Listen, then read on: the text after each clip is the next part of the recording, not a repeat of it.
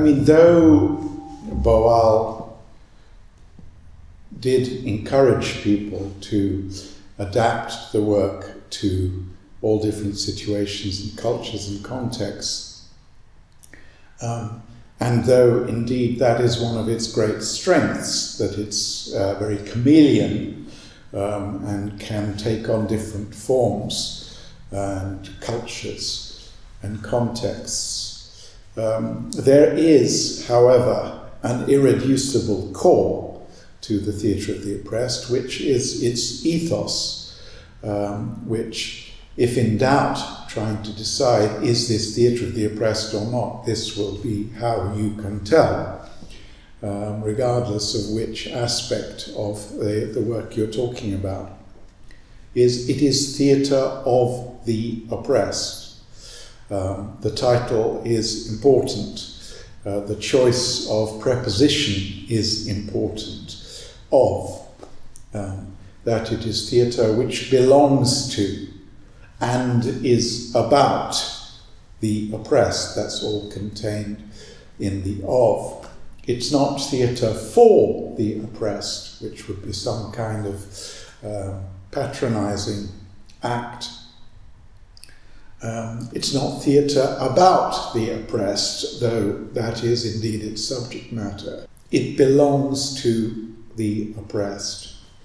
And there are other important qualities which I suppose he could have used other prepositions for. So he could have said with the oppressed, because in its purest form, TO, theatre of the oppressed, is made with the oppressed.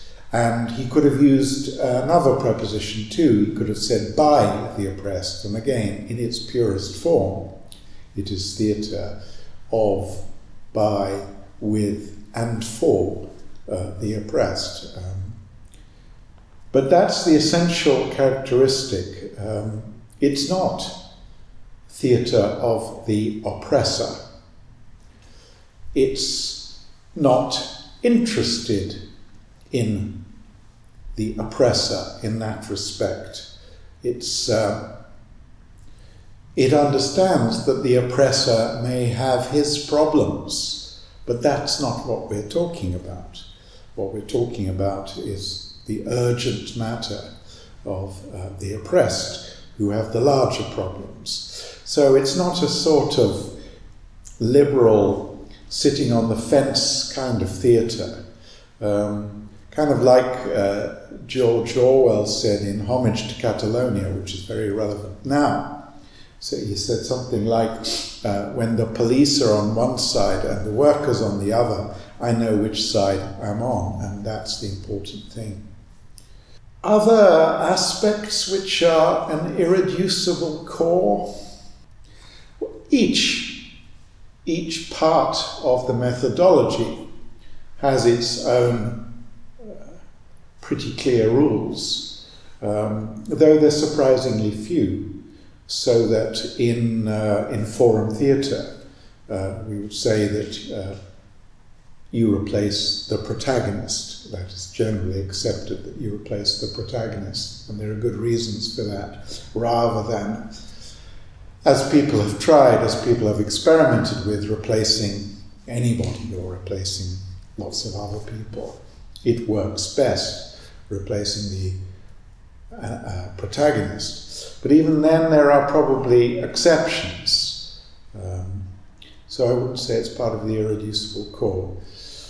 What else is part of the pure ethos of the work?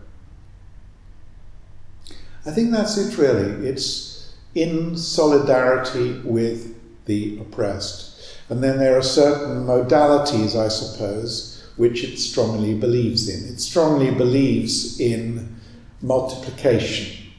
The fact that you teach somebody and they teach somebody else and they teach somebody else, and that is how it travels on. It strongly believes in dialogue.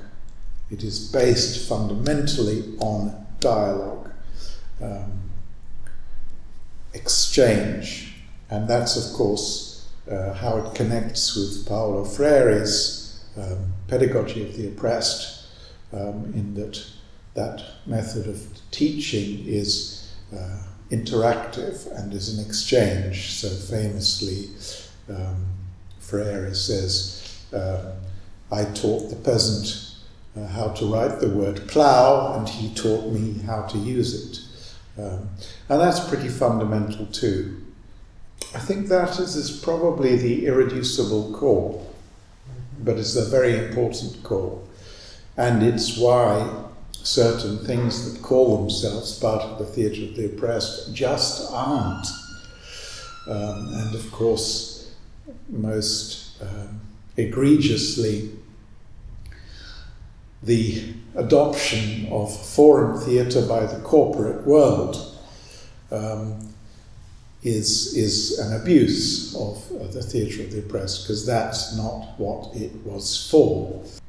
Again, there are things dressed up as forum theatre which are didactic, and actually it's a pretense that you're being asked a question in forum, whereas true forum, it's a real question, and therefore it's not a question designed to attract a particular answer or to seduce people into a particular mode of thinking. It's a real question. If the question isn't real, why ask a question? You just tell people what to do. You know?